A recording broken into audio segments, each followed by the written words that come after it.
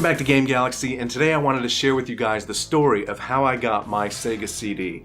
Now, this is the Model 2 Sega CD that went with the Model 2 Sega Genesis, and I grew up with the Genesis and played it, all my life essentially, but I had, truth be told, back in the day, I had no idea Sega CD even existed. I didn't know anybody who had one, and I'd never seen one.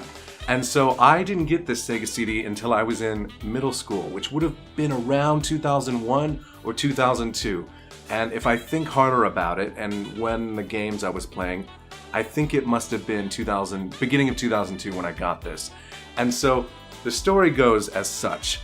Back in my middle school, in the morning, they would have us all line up outside before we could enter the building, even in the winter, so it'd be cold. So out there was your morning time to socialize with everybody.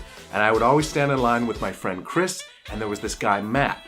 And now Matt was just started coming up one day saying like, hey, I got a bunch of video game stuff I want to sell. Like, you guys want any games? I got Genesis games, 32X, and so I was like, oh yeah, dude, I have a 32X. I'm totally interested. What do you got? And I don't know how along the line it came, but he mentioned he had a Sega CD, and I was like, Sega CD? What's that? And he's like, oh, it's this CD attachment you attach on. He's like, yeah, I'll sell it to you. And I was like, really?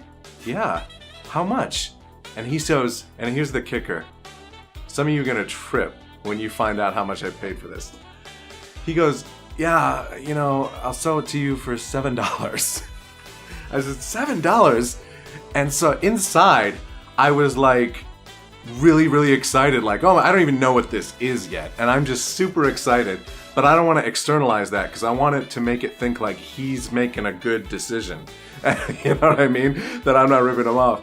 But I was just like, yeah, man, that's cool. So I remember going home and telling my brother about this. Like, hey, this guy's going to sell me this Sega CD.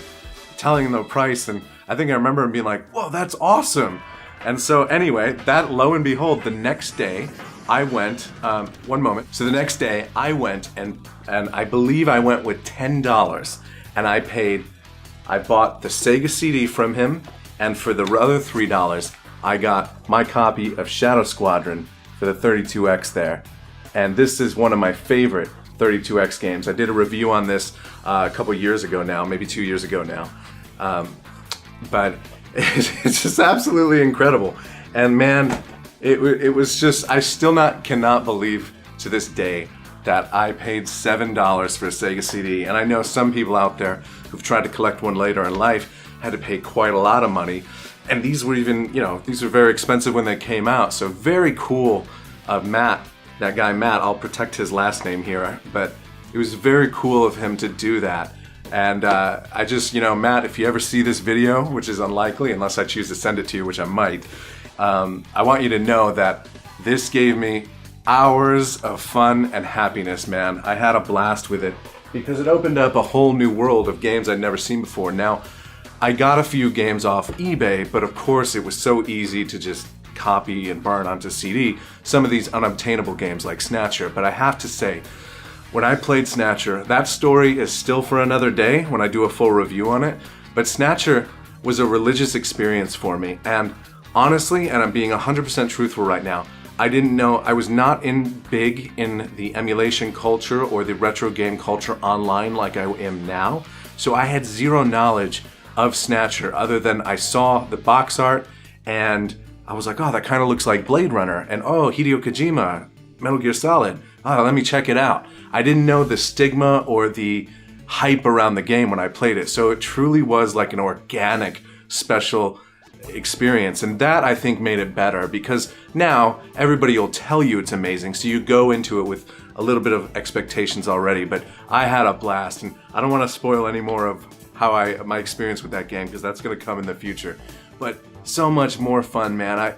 I got Sonic CD and all these other fun experiences. Shining Force CD, Final Fight CD, incredible. That's like one of the best versions besides the arcade of Final Fight. Just an absolute blast, man.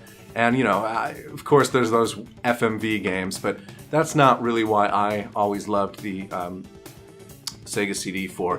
I liked it for those other unique experiences like Snatcher and what is Sylphid? Sylphid's an amazing shooter. So that's my story. Can you believe it? I paid $7 for a Sega CD. Let me know how you guys got your Sega CD and if you got it. Honestly now, to these days, it's more of a museum piece for me because it's unbelievable. I'm sure you've seen how many power bricks it takes to power something like this, where the Genesis has a power brick, the 32X has a power brick, and the Sega CD has a power brick. So that's 3. It's monstrous, if that's a word. So mostly these days, this is a museum piece, and if I'm going to play Sega CD, I will be playing it through emulation via my Raspberry Pi. So thank you so much for watching. I'm so happy to share that story. It's something I've wanted to talk about and tell you guys for a while. Be sure to subscribe so you don't miss any videos in the future, and I'll see you next time.